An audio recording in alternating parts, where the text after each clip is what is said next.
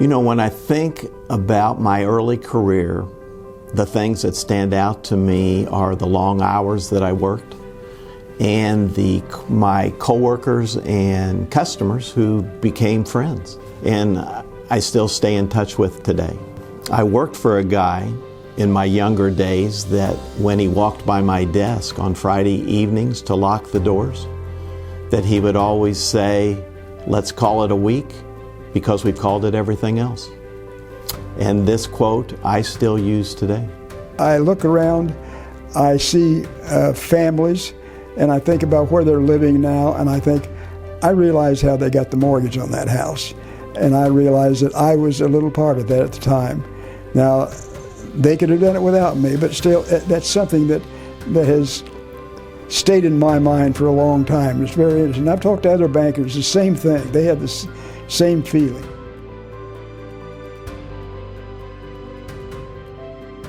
When you stop and put in perspective what has occurred over that 125 years, it is pretty amazing that the association made it that long, and that the industry has flourished during that time and has been the foundation of business creation all through that period of time. And Indiana has been the beneficiary of all of that knowledge and success and hard work.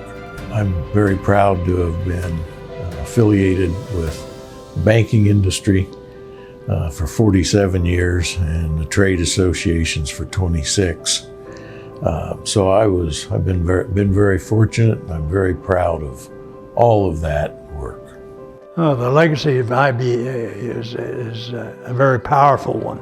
The IBA was the voice for bankers in Indiana. We passed legislation so that banks could work in the environment of the state and could do things well.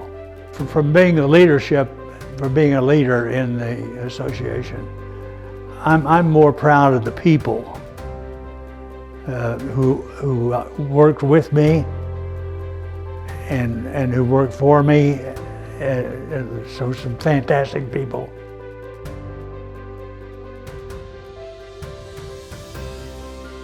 I don't know what we would do without the IBA. I mean, we have the national trade associations, but the IBA is more community-minded.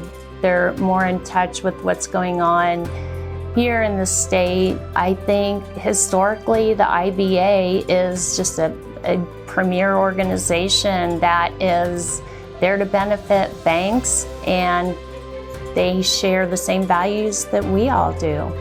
This anniversary, and I try not to get emotional, but think how powerful Indiana's become, how strong we are. You go to national conventions, we don't take a back seat to nobody. I just think this anniversary it just says it all. I tell you, it makes me a little emotional. But you gotta remember, I'm older than heck, so, I remember when we couldn't even buy peanuts, and you guys now can buy anything you want. Having this anniversary is really a milestone. You can say 125 years. There are not many organizations that make it for 125 years. I look around our community and I see that some of the organizations that were here years ago are either not here or not strong, but here we are, the Indiana Bankers, prosperous. Amber and her staff doing a great job for the members, and a real presence in Indiana and important to the state of Indiana and everything it represents.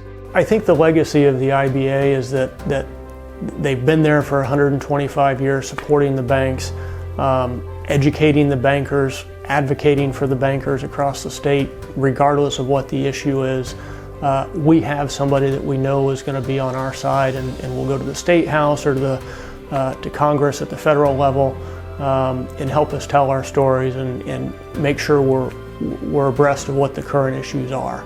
And on the education side, we can't educate ourselves. I mean, we can to a certain extent, but the education opportunities that the IBA has really helped the banks in the state keep up with changing times and teach us what we need to know. Recently, I was speaking with a banker, and he said that they were a bank that was a member of a number of different associations in the Midwest. And I said, tell me what makes the IBA unique or special. And he thought about it for a moment, and he said, you know, there's a family atmosphere in Indiana that we don't find anywhere else. We're always welcomed. Our thoughts and our input is always encouraged. And when we come together as a banking community, it's friendship. Years and decades of friendship. And we're not competitors when we're together as an Indiana banking industry. And what a wonderful thing that is to be a part of a banking family. And I know that here at the IBA, we as staff members, we feel like this is our second family, and the collective banking industry is our second family. And we feel so fortunate to get to work with these wonderful people on a daily basis.